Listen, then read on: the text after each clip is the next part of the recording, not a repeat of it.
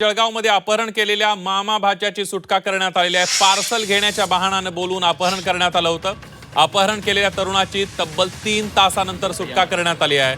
जळगाव पोलिसांनी धडाकेबाज कारवाई केली आहे। राजस्थानहून पार्सल आल्याचा बहाणा करून मामा भाच्यांचं अपहरण करून तब्बल 20 लाखांची खंडणी मागितल्याची थरारक घटना उघडकीला आली। मात्र चित्रपटाला लाजवेल अशा घटनेची वेगाने कारवाई करत शनीपेठ पोलीस आणि स्थानिक गुन्हे शाखेच्या पथकानं अवघ्या 3 तासात अकोला इथं धडक देत अपहरणकर्त्यांच्या तावडीतून गणपतलाल माळी यांची सुटका केली। जळगाव मधल्या गोलाणी मार्केटमध्ये मोबाईल साहित्य विक्री करणारे कृष्णकुमार चौधरी आणि त्यांचा भाचा गणपतलाल माळी यांना यश जितेंद्र माकोडे यांनी फोन करून राजस्थानहून पार्सल आल्याचं सांगितलं।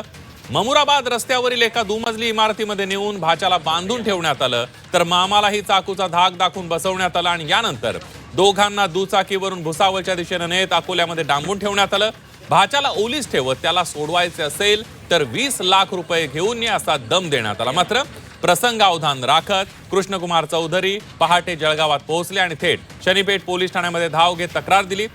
तांत्रिक तपासाच्या आधारे पोलिसांनी पहाटेच अकोल्यामध्ये सापळा रचत यश माकोडे आणि एका अल्पवयीन मुलाला ताब्यात घेतलंय। अपहरणाची माहिती मिळाल्यानंतर अवघ्या 3 तासात पोलिसांनी गणपतलाल यांची सुखरूप सुटका केलेली आहे।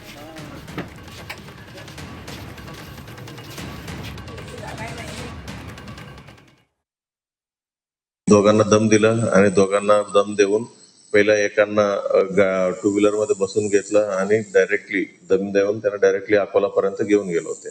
मग नंतर काय वेळेला तर दुसरा त्यांच्या बाच्याला पण तिथं अकोलापर्यंत घेऊन गेले होते।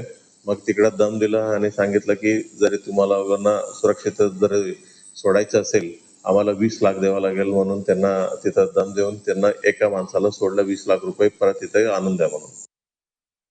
त्यांच्या ताब्यात एक होता बाच्या, त्यांना देखील आम्ही रेस्क्यू केलेला आहे। त्या मामाचं नाव आहे कृष्णकुमार चौधरी, बाच्याचं नाव आहे गणपतलाल माली आणि ह्या प्रकरणामध्ये 3 आरोपींना अटक केलेलं आहे। पहिल्या आरोपींचे नाव आहे यश जितेंद्र मकोडे, वय 24 वर्ष। दुसरा आरोपींचं नाव आहे युवराज गणेश पवार आणि तिसरा एक अल्पवयीन मुलगा। असं 3 आरोपींना आम्ही अटक करण्यात आलेलं आहे।